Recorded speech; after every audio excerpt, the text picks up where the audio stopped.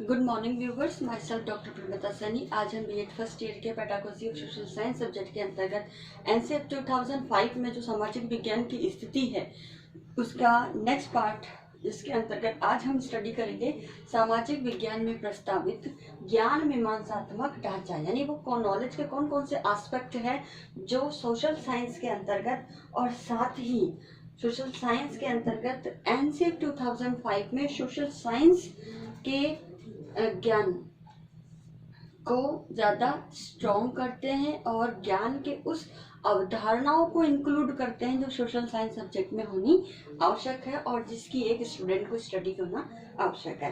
तो सबसे पहले हम ये देखते हैं कि हमारा जो भारत देश है वह भारत विविधता में एकता वाला देश है। विविधता में एकता स्थापित करने वाला देश है और विविधता के अंदर हम देख सकते हैं कि भारत में विभिन्न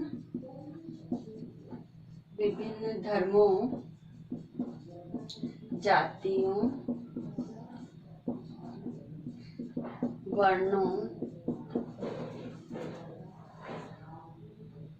वर्णों, संप्रदायों,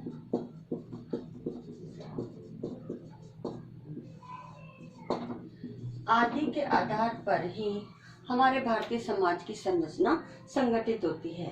तो इसलिए सोशल साइंस सब्जेक्ट के करिकुलम के अंतर्गत एक बालक को भारत की इस विविधता के अंदर जो विभिन्न धर्मों, जातियों, वर्णों, संप्रदायों आदि से सम्मिलित या संगठित होकर के एक भारतीय समाज की संरचना निर्धारित करती है, तो उस सोशल साइंस सब्जेक्ट के अंतर्गत बालक को इसका ज्ञान होना आवश्यक है।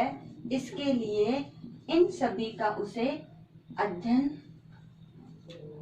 करिकुलम के अंतर्गत शामिल किया जाए या वो कोर्स कंटेंट इंक्लूड किया जाए जिसके द्वारा बालक हमारे भारतीय समाज के अंदर जो विभिन्न धर्म हैं, जातियां हैं, संप्रदाय हैं, उनकी समझ का उसे विकास हो सके।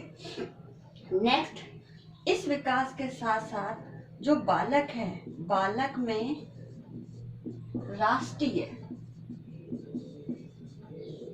प्लस राष्ट्रीय के साथ साथ जो भी उसका स्थानीय स्तर है, स्थानीय है ना, तो राष्ट्रीय और स्थानीय दृष्टिकोण में संतुलन स्थापित हो सके। यानी इन सभी ज्ञान मीमांसात्मक तत्वों को जब हम करिकुलम में इंक्लूड करेंगे तो इस करिकुलम में इंक्लूड करने के बाद बालक के अंदर एक राष्ट्रीय दृष्टिकोण, देशभक्ति की भावना, राष्ट्र प्रेम की भावना, भाईचारे की भावना, राष्ट्रीय एकता की भावना, तो ये सारे दृष्टिकोण का विकास हो। साथ ही वह अपने स्थानीय स्तर पर जो भी सामाजिक क्रियाएं और संगठन है वो उसको भी समझे, तभी उसका स्थानीय दृष्टिकोण विकसित होगा। और राष्ट्रीय और स्थानीय दृष्टिकोण में इस ज्ञान मीमांसात्मक करिकुलम की इन सभी बातों के आधार पर वो अपनी एक सोच विकसित कर सके, अपनी एक मत विकसित कर सके और उन मतों के आधार पर वो राष्ट्रीय और स्थानीय दृष्टिकोण में संतुलन बना सके। तो इस प्रकार का करिकुलम हमारे सोशल साइंस सब्जेक्ट के अंतर्गत होना चाहिए। अब नेक्स्ट इसके अंतर्गत जो बात आती है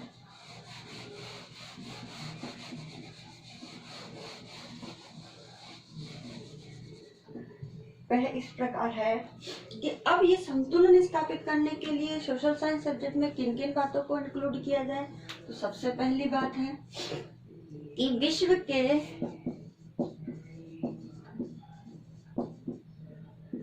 क्षेत्रों के विकास की दृष्टि से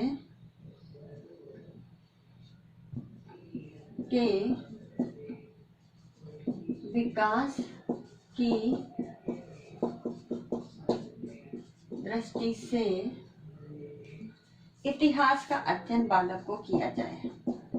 इतिहास का अध्ययन, क्योंकि हमने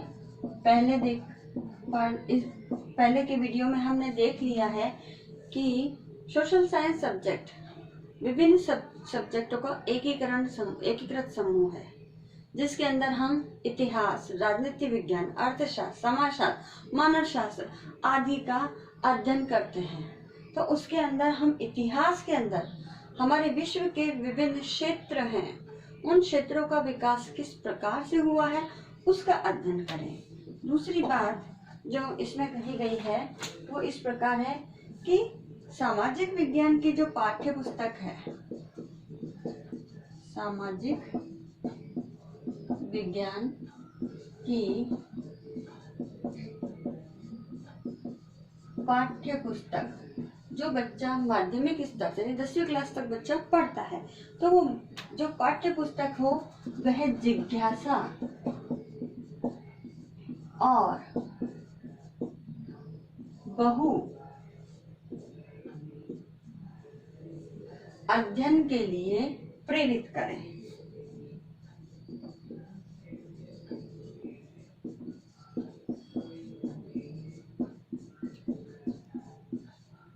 बहु अध्ययन हेतु बालक को प्रेरित करें। यानी सोशल साइंस सब्जेक्ट की जो बुक इस प्रकार से विभिन्न स्टेट बोर्ड के द्वारा इस प्रकार से उसके अंदर कंटेंट करिकुलम का डेवलप किया जाए, जो बालक के अंदर सोशल साइंस सब्जेक्ट को पढ़ने की जिज्ञासा उत्पन्न करे। साथ में बहु अध्ययन, यानी जब सोशल साइंस सब्जेक्ट विभिन्न विषयों का एकीकृत समूह है, जिसका सभी विषयों की जो सामग्री उसमें इंक्लूड की गई है, तो वो विभिन्न विषयों के अध्ययन के लिए भी बालक को प्रेरित करें। तो इस प्रकार का उसका कोर्स कंटेंट होना चाहिए। फिर तीसरी जो एनसीईआरटी 2005 के अंदर इस सोशल साइंस सब्जेक्ट में जो ज्ञान मीमांसात्मक बातें हैं, उसके अंदर कि हमारे देश में लोकतंत्रात्मक शासन प्रणाली है, तो लोकतंत्रात्मक शासन प्रणाली होने के कारण बालक में समानता, स्वतंत्रता, न्याय और सम्मान,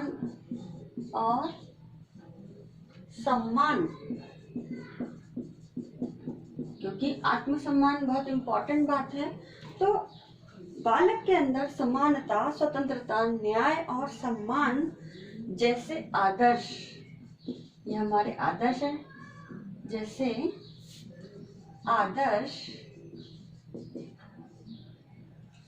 इन आदर्शों को समझने के लिए, अब इनको समझने के लिए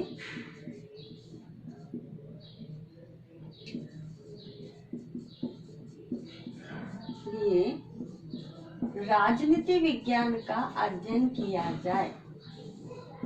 राजनीति विज्ञान, ठीक है। तो राजनीति विज्ञान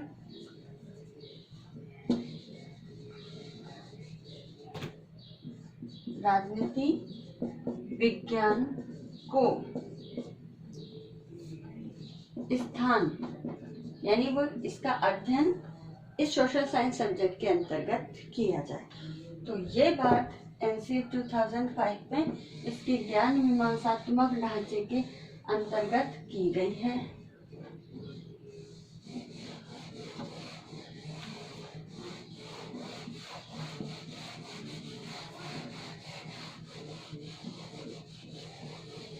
अब जो नेक्स्ट बात की गई है कि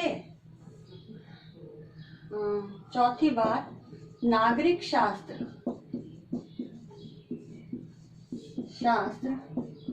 के स्थान पर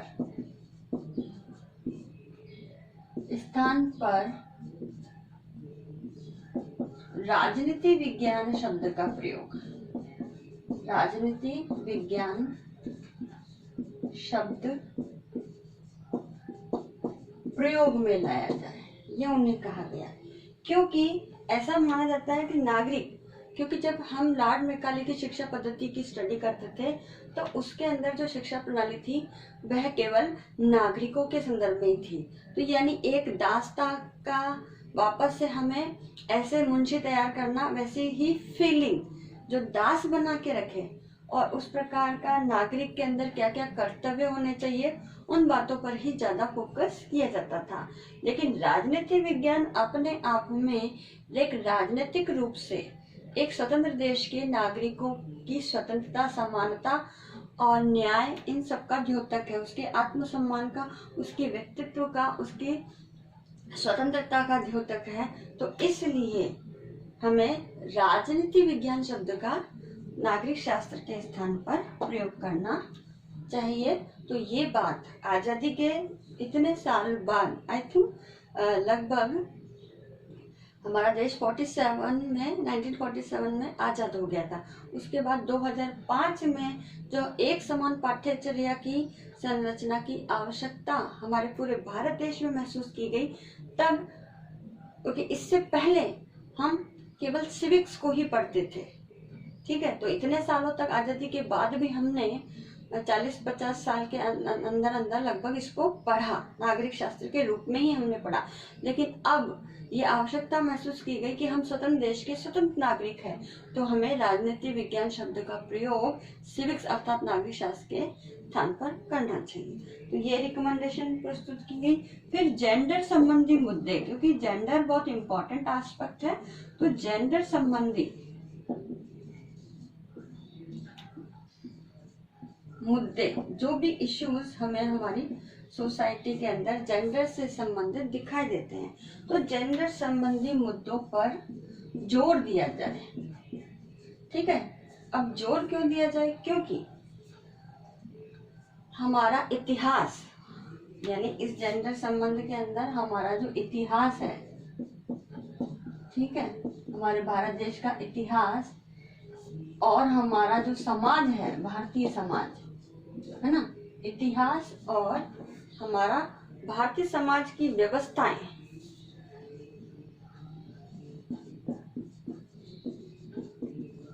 व्यवस्था किस पर आधारित है?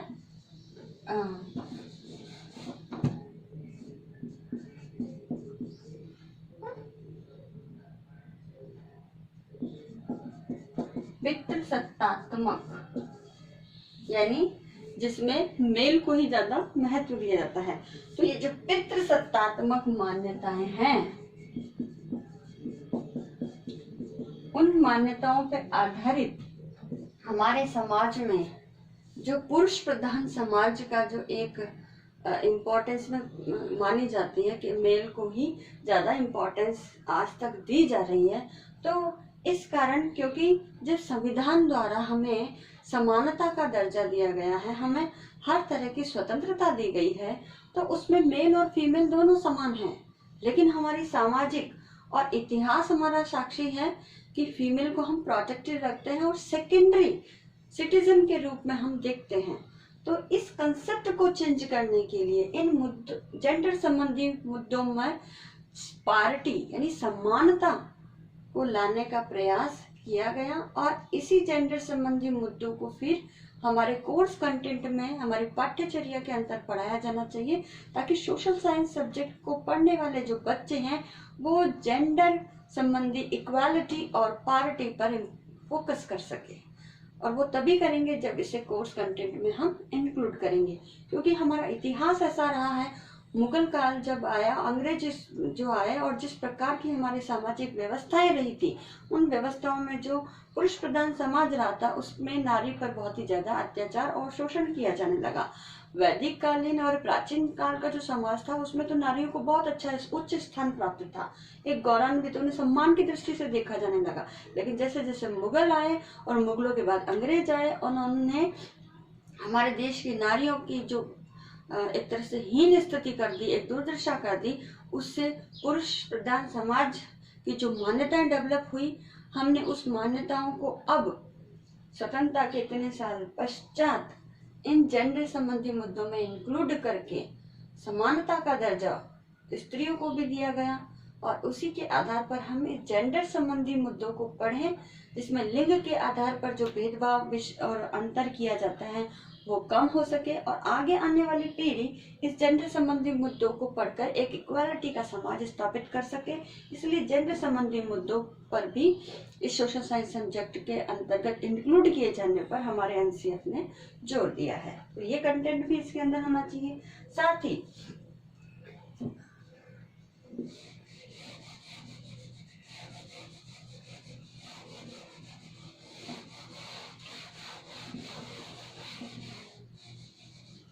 अब नेक्स्ट जो है कि बालकों के स्वास्थ्य,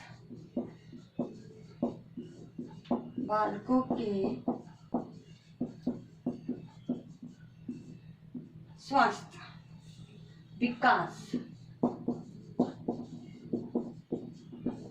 और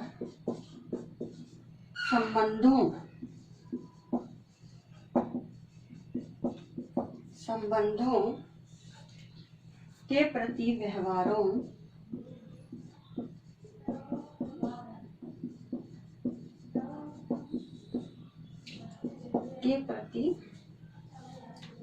में परिवर्तन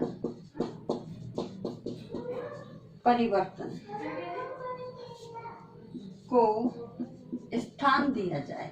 यानी सोशल साइंस सब्जेक्ट के अंतर्गत बालकों के स्वास्थ्य को लेकर के, उसके डेवलपमेंट को ध्यान में रखते हुए और साथ ही जो हमारी पारिवारिक और सामाजिक रिलेशनशिप है उसके अंदर बालक का जो व्यवहार होता है, उन व्यवहारों में किस प्रकार से बालक में चेंजेस होता है और जो विकास के आधार पर भी किस प्रकार से व्यवहार में जो परिवर्तन आता है उसको भी पाठ्यचर्या के अंतर्गत स्थान दिया जाए, ताकि बालक उस आवश्यकताओं को समझ सके जो परिवर्तन हो रहा है और साथ ही परिवर्तन के आधार पर जो बालक के अंदर समस्याएं उत्पन्न होती है, उसकी पारिवारिक संबंधों को लेकर के, उसके डेवलपमेंट को लेकर के, उसके स्वास्थ्य को लेकर के बालक उन समस्याओं का प्रॉपर रूप से समाधान कर सके, तो इसे भी स्थान दिया जाए। नेक्स्ट पॉइंट इसमें कहा गया है कि ये जो सार्वभौमिक मूल्य हैं, यूनिवर्सल वैल्यूज, तो सार्वभौमिक मूल्य तथा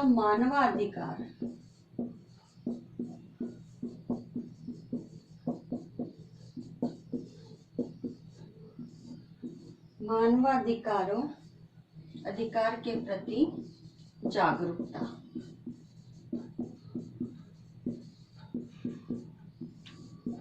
तो सोशल साइंस सब्जेक्ट के करिकुलम के अंदर जो यूनिवर्सल वैल्यूज है, जो मानवाधिकार यूएनओ के चार्टर के अंतर्गत उल्लेखित है, जो विश्व के समस्त नागरिकों को प्रदान किए गए हैं, अपनी सुरक्षा का, अपनी स्वतंत्रता का, अपनी समानता का, न्याय प्राप्ति का, ये सारे मानवाधिकार है।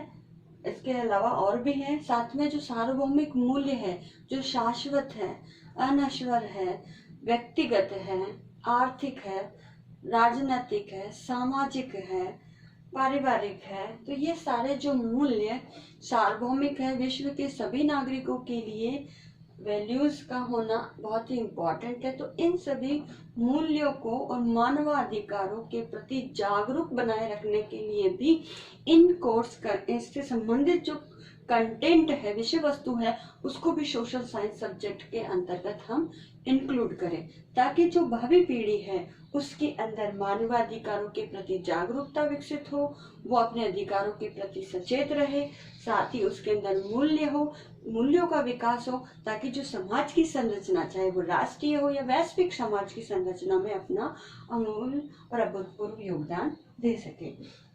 तो आज के इस वीडियो में हमने जो सोशल साइंस सब्जेक्ट में एनसीएफ 2005 के अंतर्गत जो कोर्स कंटेंट यानी ज्ञान मीमांसात्मक जो ढांचा है उसकी स्टडी की है। तो आज के इस वीडियो में हमने इतना ही पढ़ेंगे। इसके बाद आपका जो असाइनमेंट दिया जाता है, इस असाइनमेंट के अंदर आपको एक क्वेश्चन दिया जाता है कि एनसीएफ 2005 में सामाजिक विज्ञान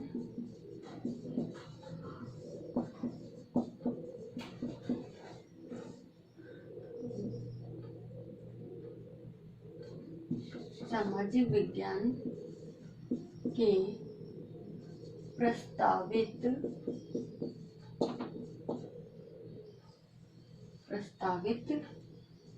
ज्ञान मीमांसात्मक